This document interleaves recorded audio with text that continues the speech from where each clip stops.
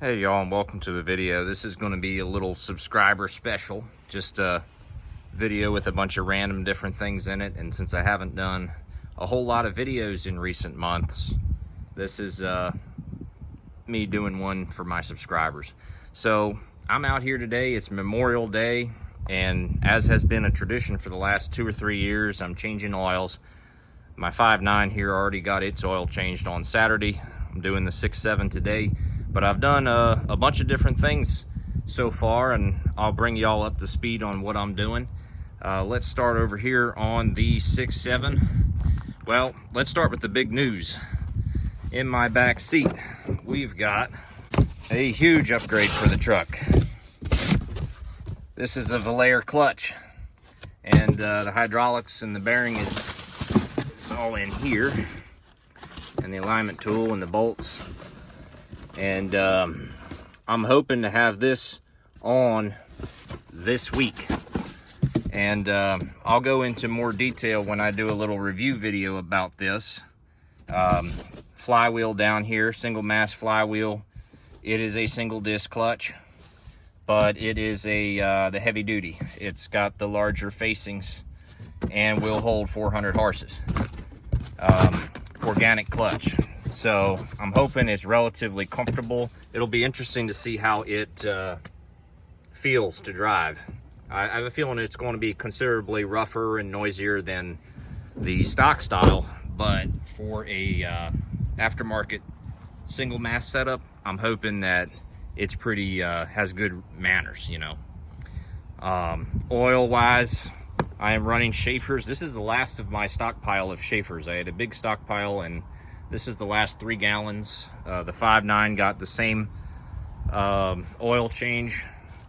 The blue filter that I used from Donaldson, still got a lot of those in stock. But as far as Schaefer's goes, I got nothing but good things to say about it. I've done a bunch of videos about Schaefer's, and the oil analysis looks really good with them. It's just a little bit pricey, and for the number of miles, see, this truck in 12 months only saw 6,500 miles. I don't know if it's worth spending the money on a really good oil like this that could be run twice the mileage that I actually ran. This truck we were a little bit better with. It got almost 10,000 miles on its annual oil change, so that was a bit more worth it. What else am I doing out here? So let's pop the hood. Stay focused on this truck. One crazy thing that happened, I was driving down the road. So this truck has a hydraulics issue with the clutch, and my reservoir went dry on me, and it went dry pretty rapidly. Like within 1 day's commute to work, it went from being normal to dead pedal. And when I got that dead pedal, I was going for 4th gear, and the pedal basically dumped my clutch so hard, and I was sitting in the seat. It dumped so hard, I heard a pop in the seat, and my lumbar is gone. Something snapped in the lumbar, and I've got no lumbar now. So that's going to be something I'm going to have to fix, because I really like my lumbar support. But at least it's not the end of the world. Let's see, did we pop the hood?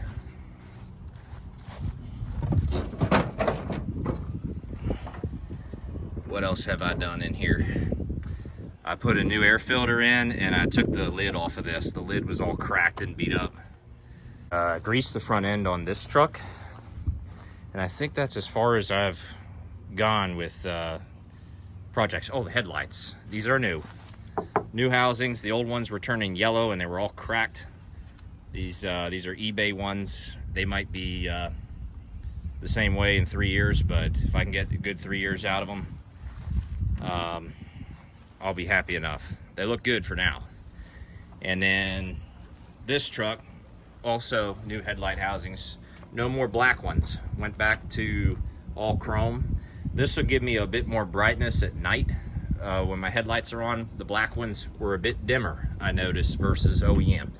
But still stuck with the clear reflector, and it's a pretty clean look. But to be honest, I think it looks a bit cooler with the old black ones.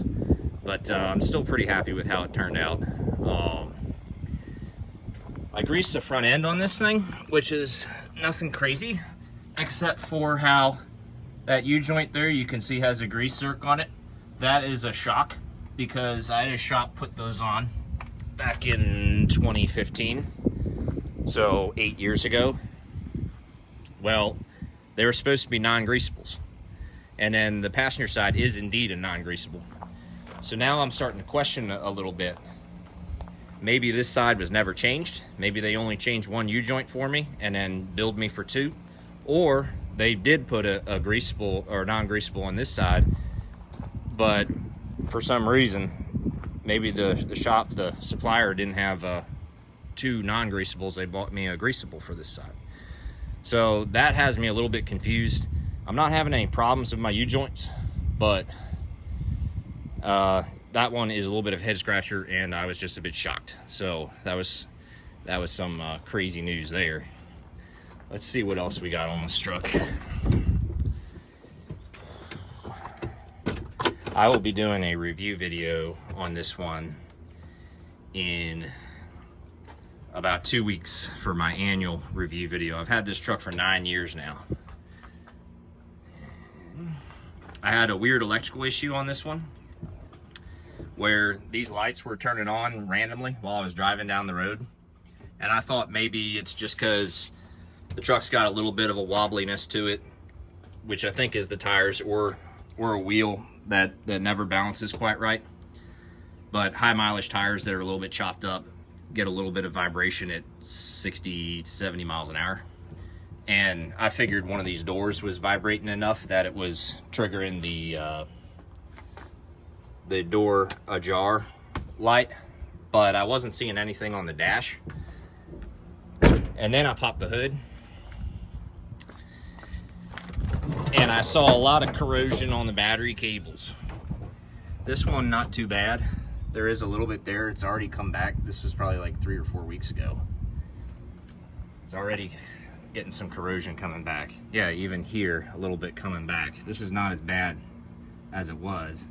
I put battery cleaner on it, and the electrical issue went away after that. So I'm gonna have to keep these clean. And I took this air filter out, and I tried to vacuum all the bugs and the big debris out of it.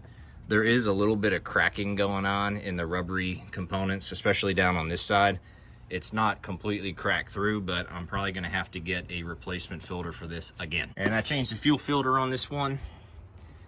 Besides that, I think that's all the news over here on the 5.9. So I'm gonna go back over to the 6.7. I did check on the drive shafts on here. Went under there, checked on those drive shafts to make sure that they weren't loose or anything looking to be wrong with them. You can see one of the U-joints there on the front drive shaft in particular. That's the one I was really looking at, just because of that little vibration that I've got at highway speeds.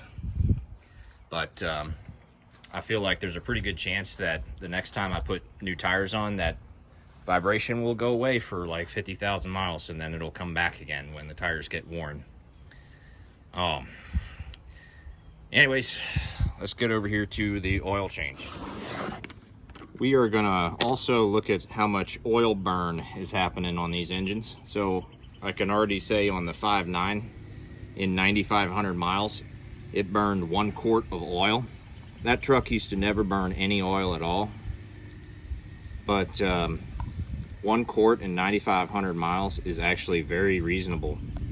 I was actually expecting it to be around 1.5 quarts in that interval. So I've been thinking about shortening my oil change intervals on that truck, but I don't really have too much of a need to do that if it's only burning 1 quart in nearly 10K miles. You know, my main concern was it was going to burn 2 quarts of oil, you know, half a gallon in that interval, and it was nowhere close. It only burned about half of it. Now on the 6.7 here with 6,500 miles, this truck does burn a little bit of oil for unknown reasons. And it's a lower mileage engine, 270,000 on this engine versus 424,000 on the 5.9. We're gonna see exactly how much oil we get out of that in this video. Anyways, we're gonna slap this filter on, and then I'll start draining old oil. All right. Welcome underneath of the truck. I'll tell you what, doing this a couple days in a row, what a difference a little 2-inch leveling kit on the 5.9 makes as far as how much space I've got under here. My shoulder is hitting the G56 here, and the oil jug barely fits under here. But we got the nice Futomo valve. We'll fill this up one by one. Ooh. It'll take a little bit of time, so I will edit it out until we get to where we're going here.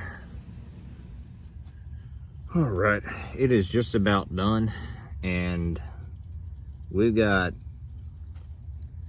2 gallons and 3 quarts, plus we have what's left in the oil filter. So I'm thinking it burned maybe 3/4 of a quart in 6,500 miles. So it was probably on pace for something like, it would have gotten a little over a quart of burn if it went a 9,500 mile interval like the 03 did. All in all, that's not too bad. This truck actually used to make oil when it, before it had its weight reduction. It would actually gain a quart, and now it loses a quart. So that just is super shocking, because it's like that stock setup accounted for a half-gallon swing in oil level. So that half-gallon was stuff that you don't want in your oil. It could have been fuel. It just could have been a huge amount of soot. And half a gallon worth of that. So I'm glad we don't have that issue anymore. All right, now for the fun part.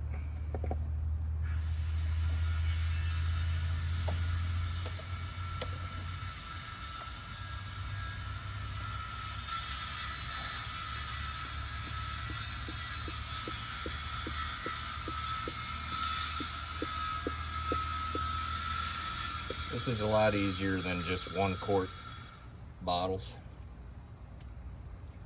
which is what I did on the 03 on Saturday. It was 1-quart bottles, 12 of them. Took a while to pour all the bottles out.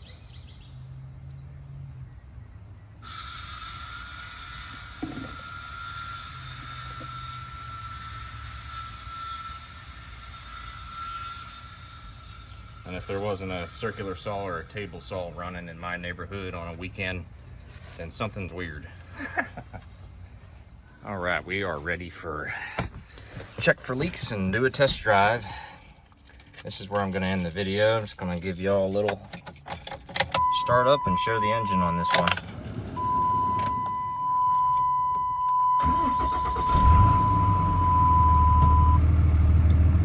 Got oil pressure, it's good. It's our miles, 270.